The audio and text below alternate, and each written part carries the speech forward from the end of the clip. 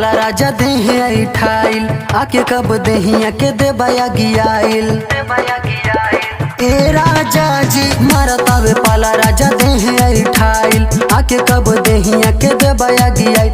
आई जाड़ा से बदन मई कापे बलमुआ हो कर जाऊ हो बलमुआ तू रह बाज बहरा में बनके रजाई के साथ कर जाऊ तू रह बाज बहरा में बनके रजाई के साथ।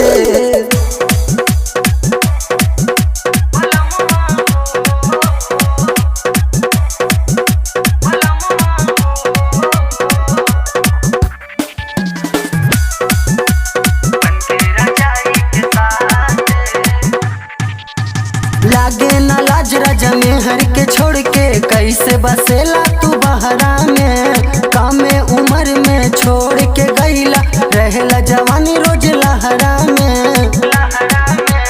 ए राजा जी लागे ना लाज राजा में हर के छोड़ के कैसे बसेला तू बहरा में। कामे उम्र में छोड़ के गईला रहेला जवानी रोज लहरा में। मन नहीं लागे निंदियों भी भागे बिना तोहरे से जिया भी काटे बलमुआ हो कर जाऊ हो बलमुआ तू रह बाज बहरा में बनके रजाई के साथ कर जाऊ तू रह बाज बहरा में बनके रजाई के साथ।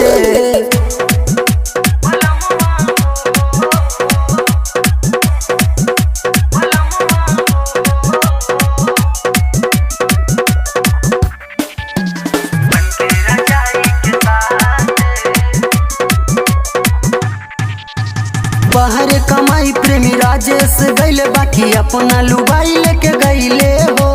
घरे अकेले न लागे ई मनवा हमरो तजिया घबराइले हो। ए राजा जी बाहर कमाई प्रेमी राजेश गईले बाकी अपना लुबाई लेके गईले हो। घरे अकेले न लागे ई मनवा हमरो तजिया घबराइले हो।